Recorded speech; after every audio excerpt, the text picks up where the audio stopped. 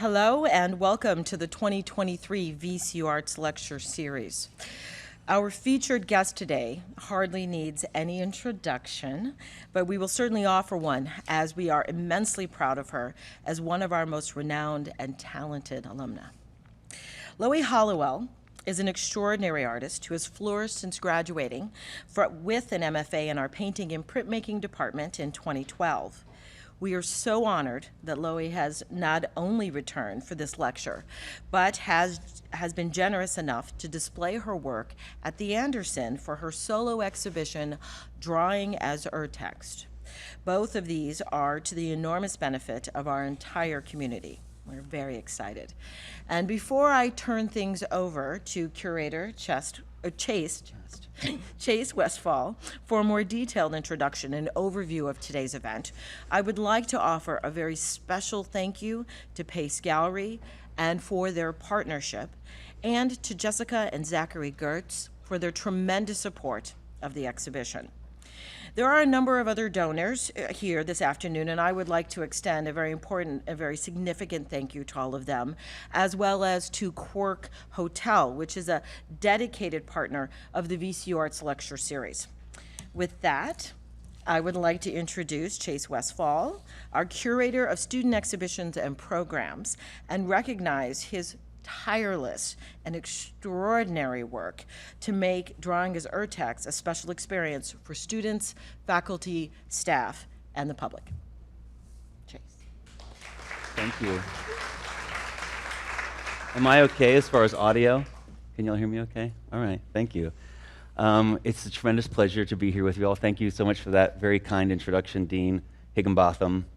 You know, again, warm welcome to everybody that's joining us both here in person and those that are joining online. I know we have an online audience, and it's exciting to be able to share this not only with our Richmond community, but a broader community.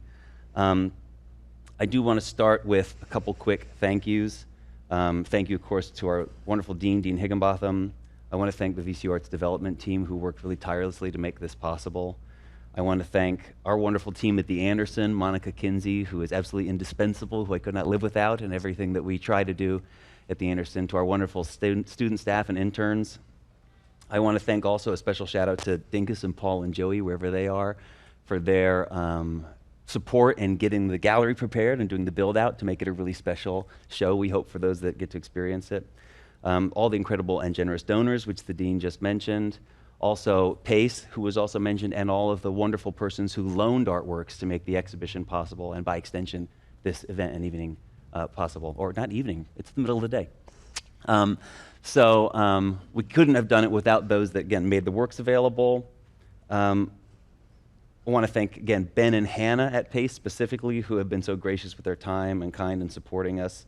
And amongst all the thank yous that I've said in the past and will have opportunities to say in the future, there's two specific folks that I want to shout out who were really, really helpful in the kind of frantic sprint to get ready for today. That's Dora Novi-Butfield, who is Loie's incredible studio manager, and Meliata Powers, who helped do a lot of really essential scheduling and just nuts and bolts stuff in the build-up to today, and to having our two visitors with us on campus, so thank you to them. Oh, and last, I made a little note here, to Leland and his wonderful staff here at Gray Street Theater for hosting us and making sure that the tech and everything was spot on. We really thank y'all for being here. I'm going to give a quick overview of the program today and a couple operational notes. In just a few moments, we'll have the chance to be audience to a wonderful conversation between our incredible scholar and artist, Loie Hollowell and Katie Anania. And I'll introduce them more formally in just a moment. That conversation is going to last until about 12:45, and then we'll have the remainder of the time until 1 o'clock approximately for a Q&A from the audience. So we'll have here in the space some microphones that'll be moving around for persons in the audience who want to ask questions of Loie or Katie or both. And we'll also have an open chat, I believe, where people can submit at any time throughout the conversation today questions from our online audience. And those will be moderated and can be presented by Monica Kinsey, who's here, going to help out with that. My presence, once we get into the conversation, is going to be largely ornamental. I'm just going to be up here admiring our two speakers and supporting if and where I can as needed. A reminder that we'll be hosting a reception this evening at the Anderson from 5 to 7. So if you haven't had a chance to see the exhibition, it's a great time to do so and be able to celebrate with us as we honor Loie there. And the exhibition, which is, the sort of pretext for all of this, is going to continue to be on view at the Anderson until October 18th. So if you haven't had a chance to check it out, we would love for you to come by and see it, either during our open hours or by appointment. If you make an appointment, we can give you a little tour and talk to you about it. So, all right, so now I'm going to do the bios, and then we'll get rolling. Loie Hollowell is known for paintings and drawings that explore the bodily landscape. Hollowell's practice exists in the liminal space between abstraction and figuration, otherworldly and corporeal. Originating in autobiography, her work explores themes of sexuality, pregnancy, and birth. Hollowell's geometric compositions use symbolic shapes, such as the mandorla, ogee, and lingam, to build her distinctive visual lexicon. In referencing her own personal experiences, Hollowell's paintings are at once personal and universal. Her use of symmetry, often anchoring her compositions in a central, singular axis, relates her paintings to her own body as well as the natural world. Hollowell holds a B.F.A. from the College of Creative Studies at University of California, Santa Barbara, and received an M.F.A. in 2012 from Virginia Commonwealth University, right here in Richmond. Her work's been exhibited internationally and is held in prominent public collections both here in the U.S. and around the globe, including Los Angeles County Museum of Art, Los Angeles, California, the Long Museum, Shanghai, China, Institute of Contemporary Art, Miami, Florida, Crystal Bridges Museum of American Art in Bentonville, Arkansas, Albertina Museum in Vienna, Austria, the Dallas Museum of Art, Dallas, Texas, the Aldrich Contemporary in Ridgefield, Connecticut, and our own beloved Hirshhorn Museum right up the road in D.C., among many others. Katie Anania specializes in modern and contemporary art of the Americas with a focus on environmental art history, feminism, and queer theory. Widely published on 20th century drawing, she's interested in the ways that artists and designers center their work's material properties. Her forthcoming book, Out of Paper, Drawing Environment in the Body in 1960s America, which will be published by Yale University Press, is that this year or? Next year. Next year. Examines the shifting position of drawing in American studio practice throughout the 1960s. Katie is currently a faculty fellow at the University of Nebraska-Lincoln's Daughtry Water and Food Institute, which co-sponsored her 2021 exhibition, The Nature of Waste, Material Pathways, Discarded Worlds, at the Sheldon Museum of Art in Lincoln, Nebraska. She also directs Art, Data, and Environments, an initiative funded by the National Science Foundation that's dedicated to decolonizing data visualization and other forms of graphic knowledge. So please join me in welcoming Loie Hollowell and Katie Anania. Thanks, Chase. Thank you. Chase, and thank you so much for inviting me. And Loie, thank you for this conversation. Dean Higginbotham, thank you also for hosting everyone, and to you folks in the building for being with us. I think to start, we should take everyone there. I think we should go to the site of these drawings. Let's talk about the actual particulars of the installation. It's, I think, the first time a lot of these drawings have been kind of separated from their original narrative of work and gone into a, well, let's see. Uh-oh. That's contingent on me figuring out this clicky thing, and I believe Always a good it's thing. happening. Yeah. It's evolving. Some help. Okay, this is happening soon. This just might be beyond my capabilities generally. Are we able to help? advance the slides remotely? Are we? But it worked just a second ago. I have a feeling this is user error. I'm convinced that this is user error. Just give me a clue about which button to press and hold, perhaps. Is it supposed to light up in red? Does anyone have any ideas? So it did work just a second ago. It did, yeah. Yeah. We were rehearsing. We're gonna start with a glitch, everyone. Let's. Leave us here to help out. Thank you. Thank you so much. There we go. See? Do you see? Just had to be turned on. And Okay. cheers. Okay. I think that in stepping into the way that these drawings are presented to the public, in the way that they feel a little bit different from the studio environment, where they take a lot of different positions relative to the artist's body. I wanted to talk in general about just your feelings about the installation, how these things were hung. I'm especially interested too in this like very beautiful shell pink that was chosen for the installation. And so that kind of level of nuance, I'm ready to pull into the conversation right away. But since, you know, this is, again, the first time that some of these are reaching the public. Yep. Okay. Yeah, I wanted to just kind of begin by stepping into the scene and asking you about your thoughts, Loie. Well, let me start with the color of the space, the walls, because I curated a show at Pace Gallery recently with the works of G.R. Santush and Agnes Pelton and my friend Harminder Judge. And we put together the show. It took us a long time to get the loans, and we just thought it was beautiful. And our criticism was that the walls were white. And so I realized, I was like looking at all these other shows that are coming up now, my friends on Instagram, people like Nicholas Pardee, and friends of mine who are creating exhibitions with the walls just saturated in color. And then Pace Gallery has also started doing all of their installations with colored walls. So times change, you know, different ways of how, you know, the install standards change. So I felt like I should take that criticism I got from that curated show I did and bring some color into the walls. So it was just a process of finding. We had started with a bunch of different colors. Chase proposed some really great colors, but I was just too scared of going really intense. So I kept pulling it back, and I really wanted to try and get something that was like akin to my skin, but not so directly skin. So I don't know. I was trying to go between something that's like kind of feminine, a feminine pink with like a Loie's skin. And this kind of became the in-between. And Chase we tried so many different colors. He went to the store a bunch of times, but we found our color. So I want to start with that. And I just think that's start looking at everyone's installations now. Everyone's doing colored walls. The white wall is out. And then my deep appreciation to Chase for doing this beautiful installation. I was not able to be present for the installation, but he planned them all out, and we Zoomed, and I just think everything's perfect. It's so surreal to go into this space where I had my thesis exhibition over 10 years ago and remember the amount of energy and like actual crying of working in this space and, you know, negotiating with your fellow grad students. Look, you know, I'm just going to go a little bit closer to you. Okay, you know, just like not fighting for space, but getting your, you know, making it work.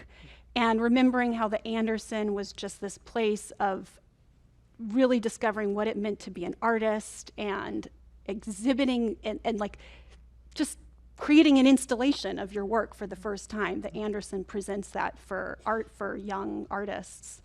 And it just feels like it's, you know, the building's like held together with love from young artists. And I love that. I mean, I'm used to like showing with Pace, and it's like everything has to be so perfect and clean and precise. And I love doing this in a space that has so much love and history. But one other thing I just wanted to point out, I hadn't expected the works going from such a broad span of time, not that much, but probably like 10? Not sure how many years. This is a broad span of time here, that they kind of work together. I thought they wouldn't work together. And I was like, oh, I've been working with that theme for 5 years. Oh, maybe I need to change a little bit. I guess I'm stuck on this one idea. Anyways. Well, it's so interesting that, I mean, you just gave an example of 2 different occasions of display, right, and pulled them together. And it's so interesting that in mentioning both those things, you talk about this act of negotiation, the process of moving toward anchoring your own skin color and then retreating from that, and in the same way that there's a kind of sociality to making work and exhibiting alongside people. I'm just interested in how these drawings in particular showcase that a little bit, including the I don't know, even there's like a politics of color. You mentioned how widely practiced it is now to have color in an exhibition. And as someone who's like definitely interested in who is entitled to use certain colors and which colors have this kind of semantic freight to them, I find that the light pink just has such resonance with the contemporary moment. I mean, did anyone see the Barbie movie? This is like, we planned this before the Barbie movie. right? Yeah. Barbie. This is a very treacherous gambit to make at 11:25 in the morning or whatever it is. But there's a kind of even, like white supremacist freight now to pink. And so having this attached to a kind of specificity makes me think of the ways that we are in this moment where we're rethinking the ways that we even refer to the body as a specific thing or not a specific thing. Someone like Gordon Hall, who has said, like, why should we even use the phrase the body anymore, right? It's not as though there's this collective body. It's actually what you described as the selection process for this installation. It's negotiating with your own body. So, I mean, clearly that's like a really well thought about site for you to start with. And maybe that's another good starting point too, because these, the drawings are a particular thing that's being exhibited here, and you have just had a lot of things occur for you during the pandemic. It's this like now unit of time that I think we all talk about. We don't know what time is, but like these last 3 years have clearly been significant for you. So I'm wondering how all of those things, those personal events, like are knit into these drawings. I mean, we've talked about a couple of specific things, but since we're now exploring the ways that these are evidence of being kind of alone in the studio, and drawings are these mythically, they kind of index the solitary in these ways. Yeah, what was? Yeah, I think. Okay, so we're going to talk about time. I'm so glad that I was able to get there last night before it closed, because it's one thing to see the install images, but to see them and see the dates. I mark all my drawings with the date they were made, and as a kind of historic thing, it's nice to actually have them in my little archive I've created and see what I was doing at this specific month. But what stood out to me most was my pregnancies in this exhibition. And I don't know if that's because there were people willing to loan that had purchased work that was part of this series that I did, but these standing figures, this one on the left, is a very very personal work for me. The blue figure with the rotating, I call breasts. And I started making these drawings while I was pregnant with my first child, thinking about how my body was changing and milking around the clock. And so I made this after Lyndon was born. So just this series of drawings with this figure, this kind of plumb-lined figure, became really crucial in processing the experience of giving birth and breastfeeding and the torturedness of time, just seeping out of your bones, just like sucking you dry of energy. Literally, right? Yeah. The calcium gets leached from your own body into this new body, and and I was told by my doctor, by my gyno, that I should not have a baby before 2 years because you need time to replenish all of your nutrients. And I was like, oh, that's okay. I'm getting older. I just need to have a kid. But she was right. I had a kid in a year and a half later, and my body was just sucked of everything. And so a lot of this work in the show is kind of about processing that. anyways, we can go, do you want to talk about how the drawing translates to painting, or? We have them right next to each other, and now I'm quite so mesmerized, of course, by the clock-like formation in the beginning, or sorry, in the center of the composition. Yeah. So yeah, let's talk about that a little bit. So the spinning wheel it's funny, it's like it's like in my work, I've always thought, like, what is my body, I'm like fantasizing about what my body's gonna go through in the future. So there's a piece in this exhibition of just those two semicircles spinning with the little circles, little pinwheel, that's just a crop of that I made years before I got pregnant. But I think it's like I'm always fantasizing and like trying to live in the studio in the space of what my female body is going to do, what my vagina is going to do, what my belly is going to do, and kind of like bringing that into the work. So this boob wheel is something that then was used again in the process of making a work about breastfeeding. So anyways, back to how I make a drawing of pretty much every single painting. Historically, it's been like pretty close to what the drawing's been. I've made the painting pretty close to what the drawing is. And, you know, I'll have notes in the margins that is kind of reminding me of how I want to edit the color or the texture or something in the painting. But I was discussing with Katie earlier, this image of the painting is really hard to understand what's happening. So if you go to the painting, the two breasts, the two half orbs on top are coming out about 1.5 inches, and the butt forms on the bottom are coming out 2 inches, and then that mandorla shape, or Italian for almond, mandorla, is coming out like 1 inch. You can't tell, it's very hard. I'm very interested in making a painting that it photographs very well. It's like a nice Instagrammable image, but when you get into the presence of it, it totally changes. And I like that it's very hard to photograph the sculptural element of it. It gives something for me as the maker in the process of like working on a bas relief sculpture. Yeah.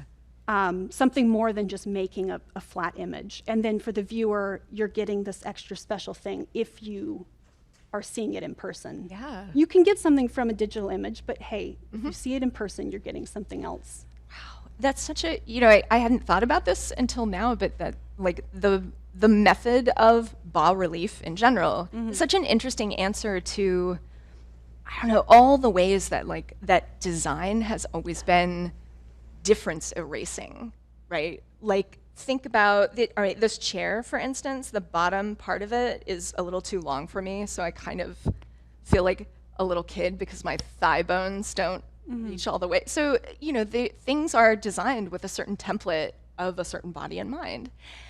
And this bas relief method means that you'll only be able to discover this as a finished painting when you're standing in front of it.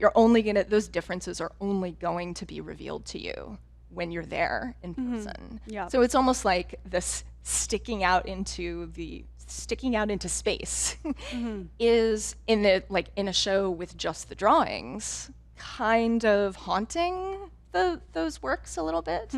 That they start out as these beautiful, and like I think there's this temptation to read them as hermetic, these hermetic collections of visual language. They've got all of these different attachments to and references to histories of modernism. But actually what they're leading up to is this kind of gentle, but very assertive intervention into how space stratifies, and wants to make templates for the body to be the same. And that, that kind of rotating action, to me, just to get a little hokey and spiritual about it, feels like it's sort of the start of all that. And that it's attached to, funny that these preceded your experience of breastfeeding, but I think the popular conception or the what women report about breastfeeding is that it's so constant that you just feel like a dairy cow, that you're just attached to machinery. It's incredibly unsexy, and so these. Well, this was made, this was made post giving birth, but we'll get to the very old drawing that is in the exhibition that I made before giving birth, that I just had no idea what I was doing, but it was like a manifestation of my future. Exactly, these kinds of just kind of intuitive senses of how your body protrudes into space, how you penetrate space in often like really uncomfortable ways. I think similarly to these images of breasts.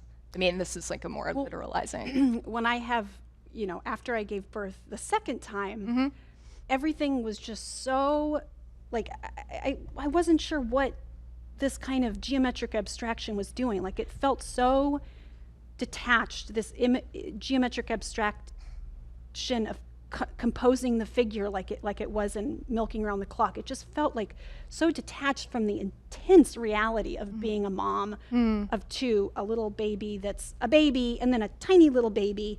I had to get into back to the actual body.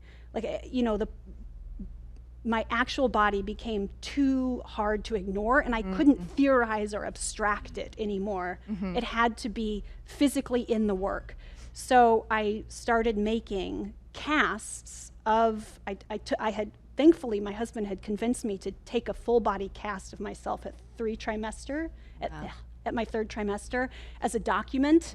Some people do the beautiful naked in nature photographs with their husband holding them. And he was like, no, you should just do a cast. You'll have a physical thing you can hold on yourself. He's a sculptor, VCU alumni, VCU alumni sculptor. You're making your corresponding relief, right? So I had to make the bas relief of my torso. And so I had this document from 2018. I had a document that I made from 2018, this cast, and I took those parts of it, the breasts, and threw them on the painting. Made a aqua resin cast of it, glued it on the painting. Actually, this is like a full sculptured cast that's then made in aqua resin. Anyways, this is basically a full-on sculpture has a faux painting edge, a faux linen. I mean, it's real linen, but it's not a painting. So after Juniper was born, I just started making paintings of my full milky breasts and big belly. I don't have any. Oh, we do have some of the belly cast. And I started taking casts of my friends who were pregnant and putting their breasts and bellies in the work. So this kind of marks a period of time, if we go back to the drawing, where I was trying to both loosen up with my mark making, but also be super specific and didactic with the body part that I was trying to bring into the conversation. So marks getting looser, while at the same time tightening up on the actual physicalness of my body. So that's where this drawing came in, and I really tried to have the painting correspond quite equally to the looseness of the drawing. Yeah.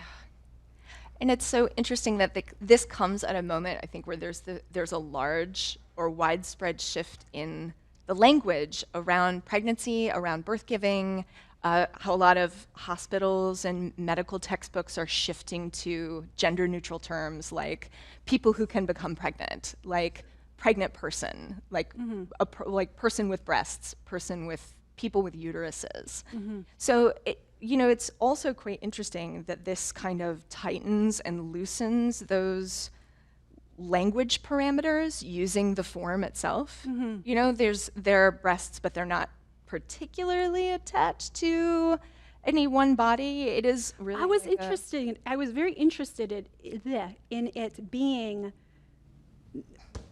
The word universal is not good, but in it being more open-ended and having that kind of I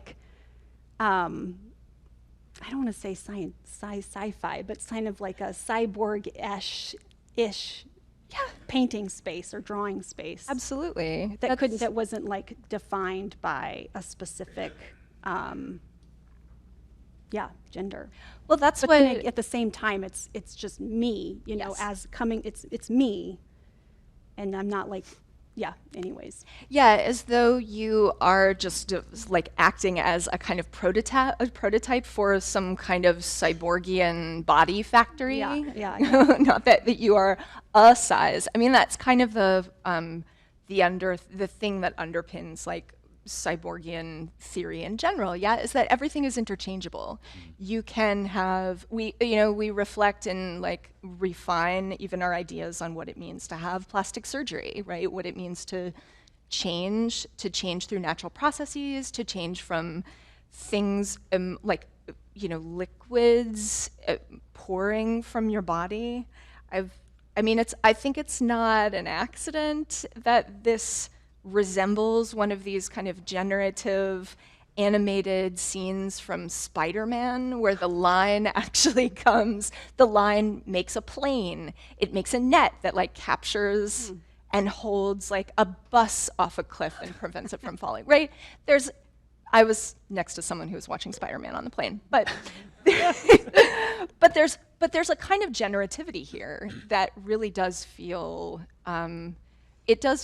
attached to this moment that we're in where change is kind of an inevitability, that something can come out of your body and like be in formation for something else. I'm also curious about, the looseness of the mark making here too. Speaking of, animation in general, because these kinds of swirls of painted or drawn circles feel like also this, something to be remarked upon. I think it also, I'm now going back to making this drawing. I forgot that it was back to time. I had no time. There was just no time. And I realized there's something really, really crucial in just making marks quickly to get to the most, to the point at which it says the message and then you can move on. I'm very tight. I'm like a wrist maker, and I make marks with my finger with pastel. I blend everything with my two fingers. But this one I didn't do any blending. I was just like mark, breast pump, feed. So I think during this time I was just like, it was what's the term? I was just trying to be efficient with my marks. Yeah. So there's, so again, out of this kind of almost you're disrupting this kind of factory formation by accommodating it, by accommodating your time constraints. That's so fascinating. I mean, that was another question that I had. I'm trying to click over to this. Yes, good. So now that we have. Yes. Or if you go back. Yes. I just wanted to point out that one in the center there, the little red semicircles, that was made way before I gave birth. And I don't know, I must have just been fantasizing about breastfeeding. And now here, I mean, there's the, the trauma and the horror and the fantasies and the kind of leftover medicalized imagery of actually compiling that experience. Which, I mean, in our conversations like leading up to this moment, we have talked a lot about science and the ways that I think contemporary Enlightenment era derived scientific images have a huge bearing on the way that people see and mythologize pregnancy. So maybe this is like a good time to pause and talk about the cartoonish kind of emergences that are happening in this picture. There are actual diagrams working alongside this use of the silhouette, these interlocking forms. So can we talk about science for a minute and how it sort of underpins the entire experience of pregnancy? Yeah, I'm trying to think of where to start. Like looking at a sonogram, and of course now the ways that the sonogram has this extra added like rhetorical freight, because in some states you have to give it to women the minute they're notified they're pregnant. Like that is a really specific like subject formation that we see in in the sonogram. These have a little bit more of a kind of the graphic quality of a medical textbook, for example. Like, here's a pamphlet that shows you. But I'm kind of over determining on purpose a little bit. Right. It's interesting. We're talking about the science, and I'm taken back to the experience. I did my first pregnancy in the hospital, and my second was a home birth, specifically because of that experience with medical science. I had a very quick labor with the first pregnancy, which is why midwives were willing to work with me at a home birth, but which is not given to everyone. If you have a very difficult first labor and complications, midwives often won't work with you to do a home birth. Maybe that's just in New York, but in New York City. But anyways, I was in this painting, I was trying to connect with that whole experience of the process of creating this baby and having it grow, and the development of the milk ducts. So I was looking at medical textbooks to kind of find the line work that would illustrate those experiences, because I feel like the hospital experience that I'd gone through really detached me from that. Like, it was so it was almost like they could see the information, but I wasn't given the information. And I was literally asked to be quiet in the process of delivering a baby at the hospital. So there was something about like the screaming and the ejaculation and just like the frantic energy of it that I needed to get out as like a memory of what was going on in my head during those 3 trimesters. But yeah, it's really fun to look at the textbook images of like the development of the fetus and the development of the brain. That's what's happening on the side. And then the milk ducts are on the on this side. Yeah, it's really funny to ask or to think about what those illustrations are for and what kinds of things that they help you to imagine about what's happening to you. Like, there's a there's a clear commitment to, when you see those informational pamphlets, there's a really specific diagramming of time that happens. There's a specific kind of like normativization that goes with that. Like, if something is not happening at X time, then, then we have a problem. So having this collection of, and I think now in this kind of post-truth era that we're in, doing one's own research, like, takes on a really specific task for a lot of people, and the distrust of medical institutions is starting to become a more public conversation. So I think the way that this image brings those things together asks us, what exactly are we permitted to imagine? What are we permitted to do with our bodies in medical spaces? Obviously not scream while giving birth. Like, it's astonishing. And the kind of, and the silence that images like this almost naturally configure, even though we don't think about it. Like reading a drawing is just, again, it's a sort of internal thing. Oh, here we go. Here's the relief component of this. This is my belly cast onto this one actually is cast and literally glued onto the surface. And it was hard to translate the looseness of the painting, the looseness of the drawing into the painting, because I actually wanted to be more specific when it came to the painting. So you can see it got a lot tighter and more diagrammatic.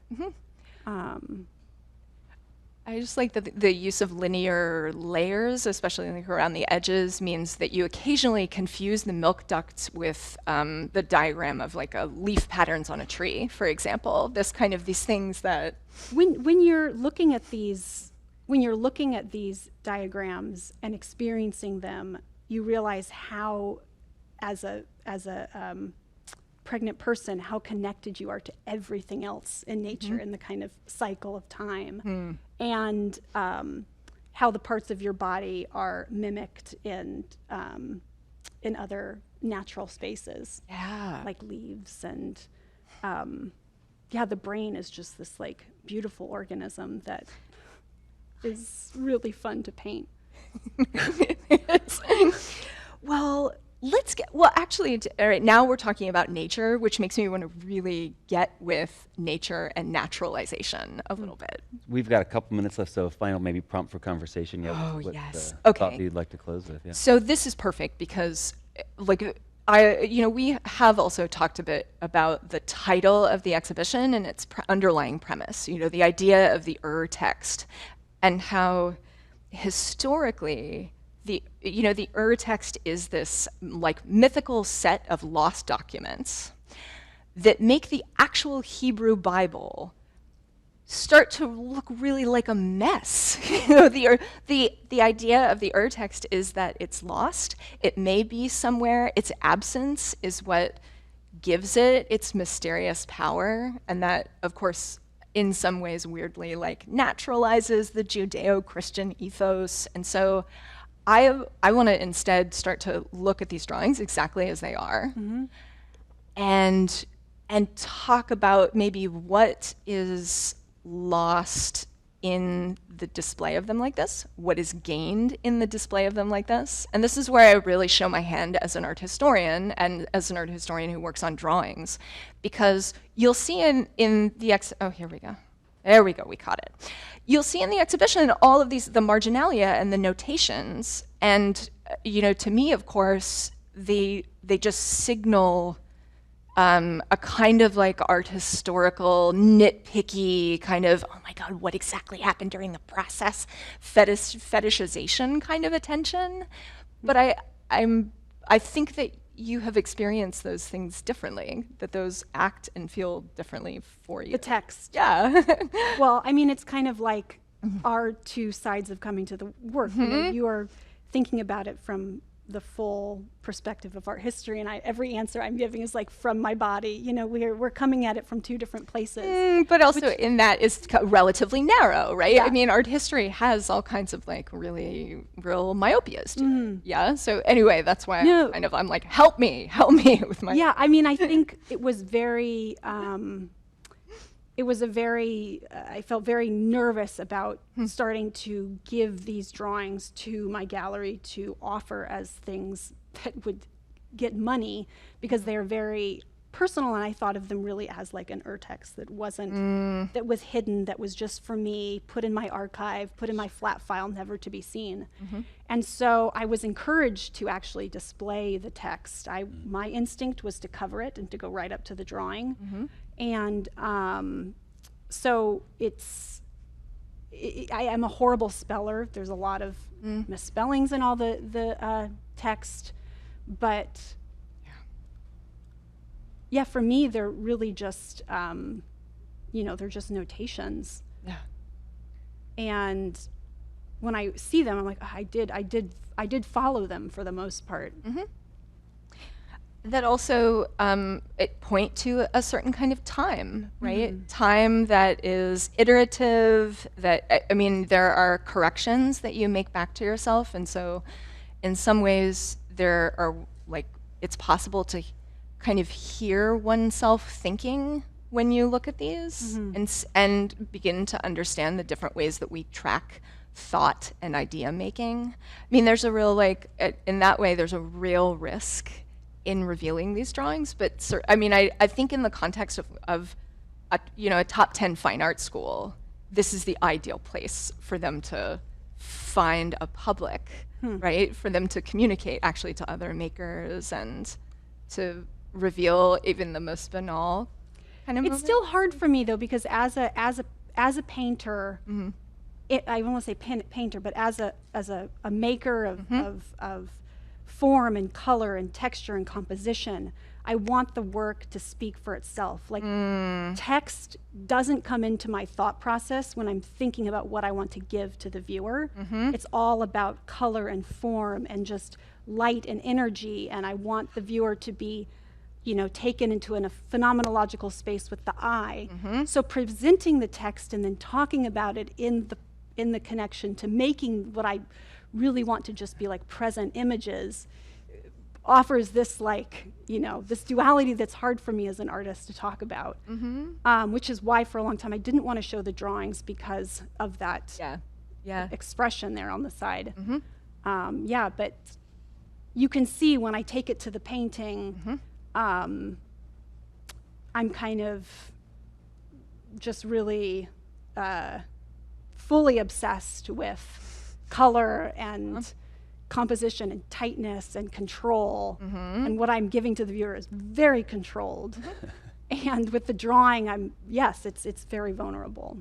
It comes for exactly, which feels satisfying to someone who's so invested in revealing the underlying sort of glitchiness of that. That presentation has its qualities that are very important, but who's to say that they might not be really intensely underscored by watching? I mean, think of how many exhibitions we all fall over that historicize these famous animators. And so I think it's a question worth thinking about. Like, does a presentation like this always work to reconstitute this idea of authorship?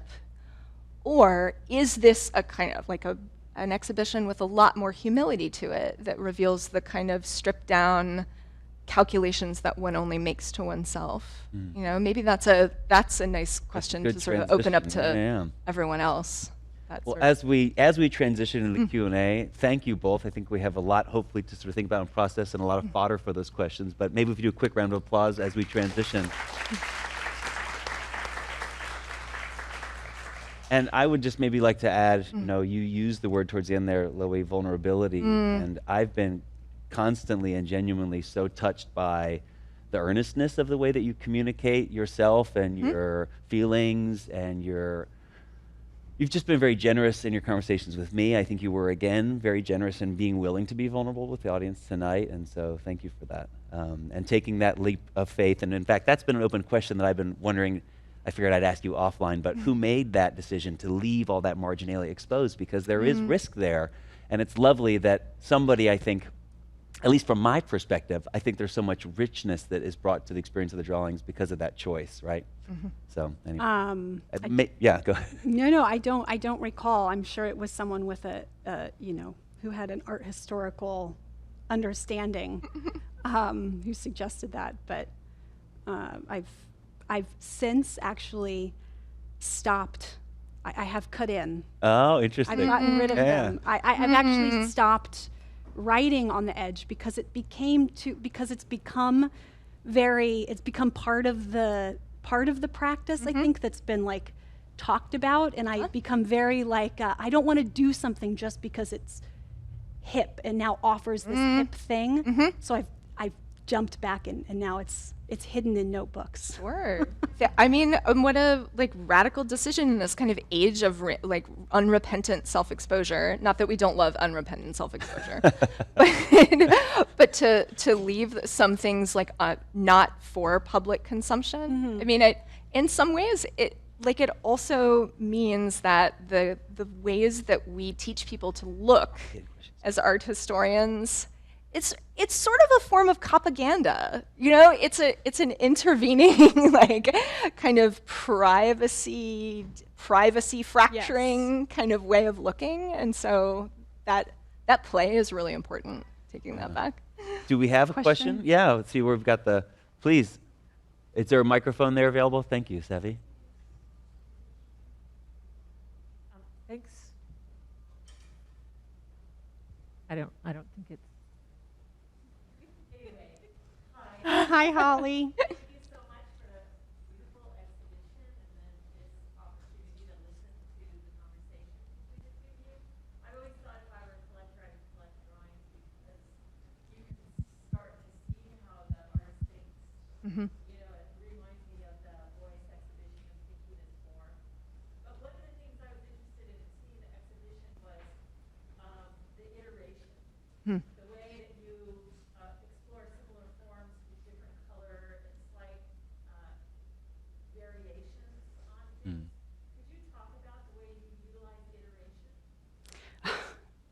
It's so funny you asked this. That someone at my gallery pointed out that I don't think she meant this as an insult, but she's like, you've been making the same work for the past 10 years. And then, she's right in a way. Like, there's certain forms there's certain compositional structures and shapes and colors that have set themselves in my mind to represent very specific parts of my body and my body experience to the world. And therefore that's my lexicon, that's my little that's my little notebook that I pull from each time I make an image. And each of those forms take on new meaning as my body evolves over time. But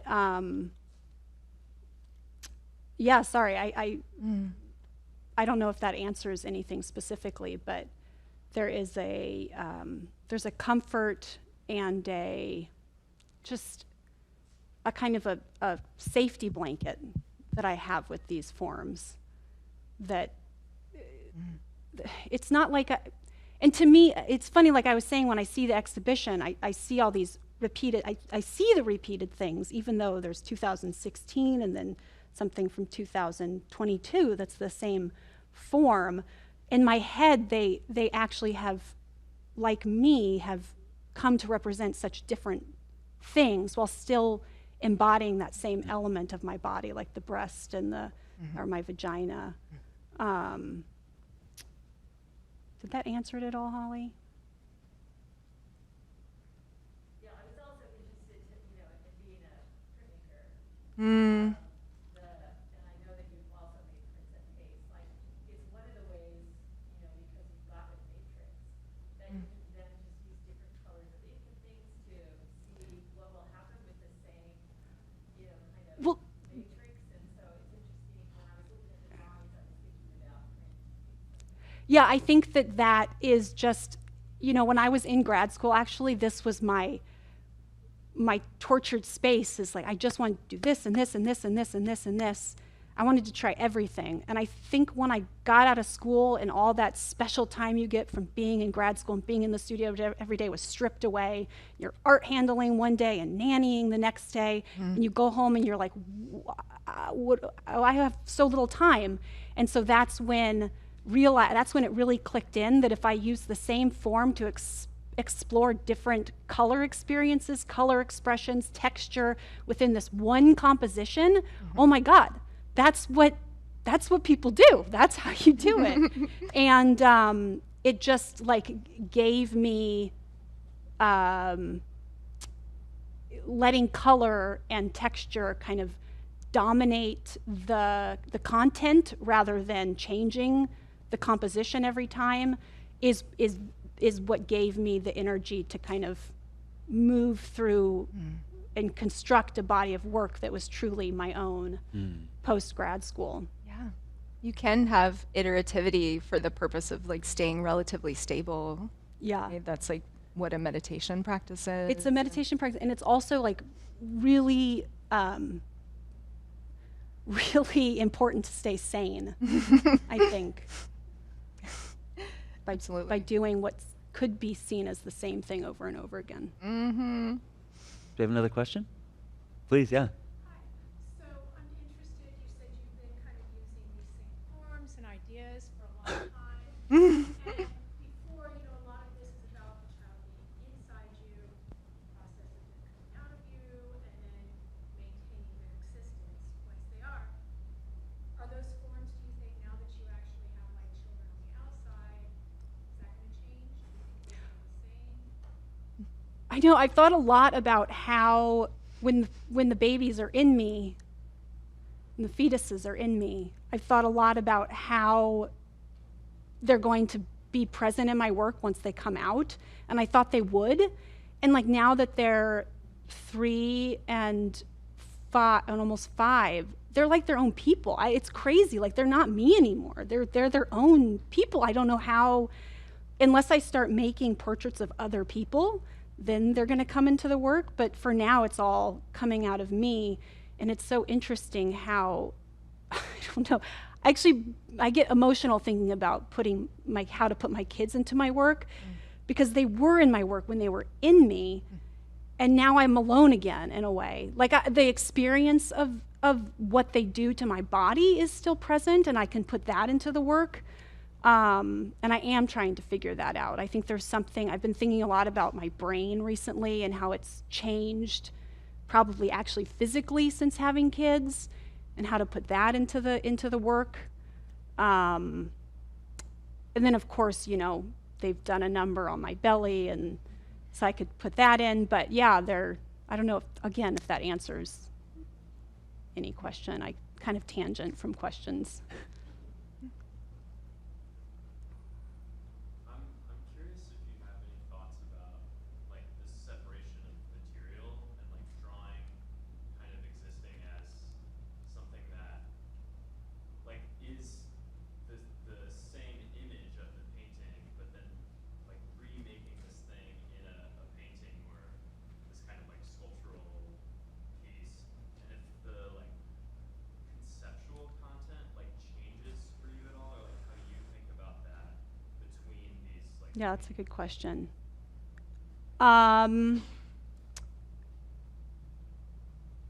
Very rarely. The kind of conceptualization happens on a flat space. The thing that happens with painting is like pure pleasure of paint. Like the drawings are much harder for me because that's when you're putting down the idea, kind of figuring out general color relationships that kind of illustrate that idea or pop it into kind of a more transcendent space. But when it comes to the painting, pastel is actually a much richer color space. It's a raw pigment, whereas, you know, oil paint is, you know, the pigment's distilled down with a binder. Mm-hmm. So it's really hard to get the same saturation with paint that I have in the pastel. So that's a fun thing to do in painting. The other really enjoyable thing with the painting is that they're three-dimensional, so I'm working with illusory light with white or some, you know, kind of composition of color to create light, versus juxtaposed with the real light of like light hitting the three-dimensional space and popping off, and like that color then spilling over onto the flat space. So what happens in the painting is like it's all paint. It's all like what you think about, like the romanticization of the painter painting. Like that's where I go with painting, because the job of the concept has been set for me.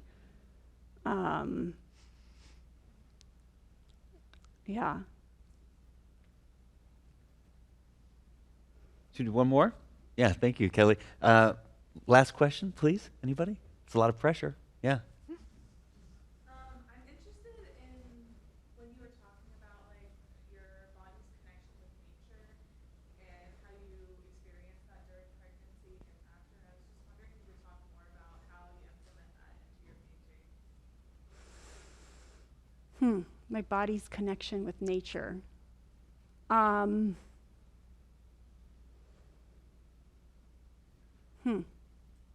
were talking about how like the parts of your body mimics things like nature, and how you noticed that.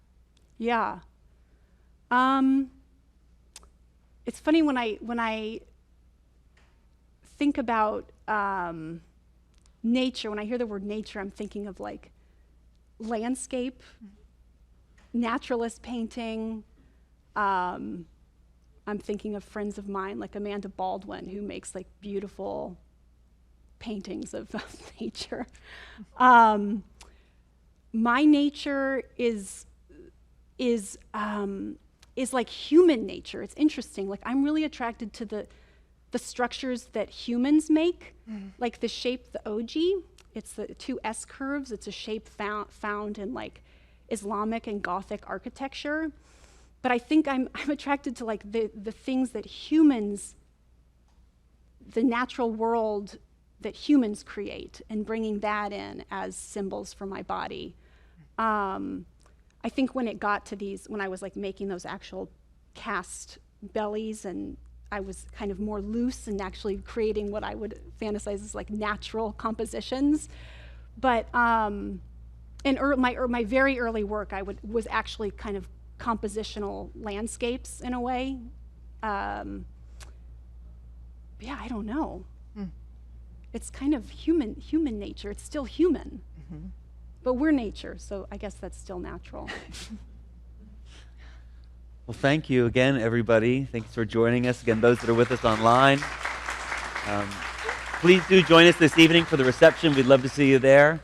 And please do come by and see the exhibition. It's a sight to behold. So thank you very much.